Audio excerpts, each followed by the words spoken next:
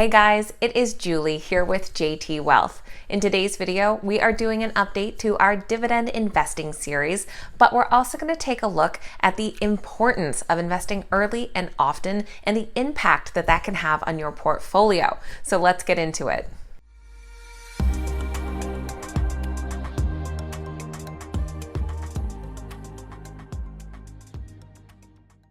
All right, guys, welcome back and thank you so much for being here. Today, we are talking about our dividend investment series where we are investing every single week with the goal of creating a nest egg that will provide us with $2,000 per month in passive income. But we're also going to take a look at the importance of compound interest and giving your money time to grow and what kind of impact that can have on your overall investment portfolio. Just before we dive into all of that, this is your friendly reminder that if you enjoy today's video, make sure you hit that thumbs up button and leave your thoughts in the comments down below. Also, don't forget to head over to the TipRanks YouTube channel, where you can now catch me Monday through Friday with our pre-market morning update, where I am covering everything you guys need to know before the opening bell. Okay, so starting off with an update on our dividend investing series. Now, this series, we are investing $50 every single week into our M1 Finance portfolio that is built around solid dividend paying companies.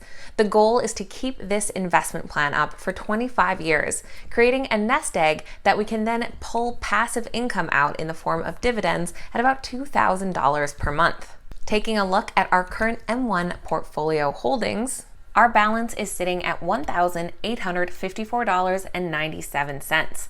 We've had a gain of $242, which is $215 from the market, and earned dividends of about $26. Those holdings include the S&P 500 High Dividend Low Volatility, Realty Income Corp, AT&T, Coca-Cola, Walgreens Boots Alliance, Cisco Systems, Navient Corp, JP Morgan Chase, Shaw Communications, 3M, Pfizer, and AbbVie. Looking at our holdings, we only have two that are in the red right now. And luckily they aren't too red. That is Coca-Cola, who is down 0.5%, and Pfizer, who is down 2.6%. Our best performers include Navient Corp, who is up an incredible 48%, and JP Morgan Chase, on which we're up about 41%. So very happy with that performance so far. And again, guys, this is not a get rich quick thing. This is about setting an investment plan that you stick to week after week for the long term. And that is why I want to talk to you about the importance of starting early and investing often.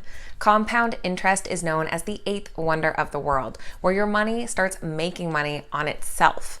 But this works best when it is given plenty of time to compound. So today, I'm going to take you through an example where we will show the impact of how much it is costing you by waiting to start your investment by 10 or 20 years. So let's say you're 20 years old and you were lucky enough to stumble onto a JT Wealth video where we really made you understand the importance of investing early. So you want to get started and you have a goal of saving $500,000 for your retirement. In order to hit that goal of $500,000 at the age of 65, you would need to be investing about $150 per month. This would have then 45 years to sit and grow, and that's just based on an estimated rate of return of 6.5%, which is very conservative. And please note the lovely little chart on the right there that shows the difference between principal and interest. You can see in the later years that a huge portion of that future balance is made up of interest. Now, I know $150 per month for a lot of 20-year-olds is not feasible, nor do many 20-year-olds have their sights that far into the future, and that's quite normal, right? Okay, so let's say then you don't get started until you're 30.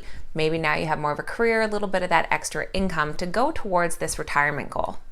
Now, at the age of 30, with your investment having 35 years to sit there, you'll need to contribute about $305 per month to hit that target of $500,000 by the age of 65.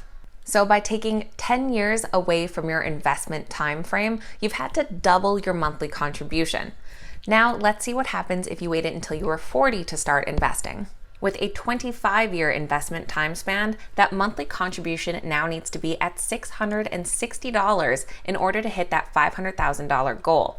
And if you noticed our chart in the right there, that principal contribution is drastically higher, where the interest is not having as much of an impact. So comparing the time invested with the monthly investment amount. If you have 45 years, you can leave that money in there. You only need $150 per month. If you go down to 25 years, that's $660 per month. So that is a $510 difference in the monthly requirements. By changing your time frame from 20 years, over 4 times the monthly contribution is needed to hit that same target. Now, I understand that it is hard to commit to 45 years of monthly contributions.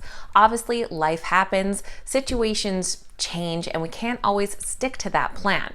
So let's say you got started with investing at 20 years old, you're putting in that $150 per month, but then at the age of 32, you have a family, jobs changed, kids have expenses, whatever happens, and you need to stop contributing. After 12 years of investing that $150 per month, you would have a balance that is just shy of $35,000. So let's say that you just leave that $35,000 in your investment account and you don't touch it and you don't make any further contributions. If you were to leave that $35,000 in an account, growing at that 6.5% investment for another 33 years until you plan to retire at 65, it would grow up to nearly $300,000 all on its own. And if you look at that chart on the right, you can see the massive impact that those interest payments have over the years. So I hope this helps you understand the huge importance of starting to invest as early as you can and as often as you can. You don't need a lot to start. It could be $25 a paycheck, $50, $100, whatever you can afford. And don't worry if you can't stay consistent with it. That can come in time. The biggest thing is getting it started and letting it sit there so it has the chance to grow and have that compound interest effect over the long term. Make sure that you are paying yourself first and committing to a certain amount from each paycheck to go towards your savings. A lot of places can set that up automatically so that on your payday, that contribution just automatically comes out and you don't even have to think about it. On that note, another really key thing to take advantage of is if your employer offers a 401k, retirement savings, or employee savings plan where they're matching any kind of contribution and taking it right from your paycheck, make sure you're signed up for that as soon as you can be. That is the easiest way to make sure that you're putting aside money each paycheck. Plus, if your company is matching it, that is free money and guaranteed returns. So that is my big speech on investing early and investing often. Make sure you let compound interest go to work for you and your future. Now, let me know your thoughts on this topic in the comments down below. What type of savings plan do you have set up? And what are your goals for your future nest egg? I always love hearing from you guys, so make sure to leave a comment. If you made it all the way to the end of today's video, make sure you hit that thumbs up button and that you're subscribed to the channel as well. Don't forget to catch my pre-market morning updates over on the TipRanks YouTube page as well. Have a great weekend, guys. Thanks so much for watching, and cheers.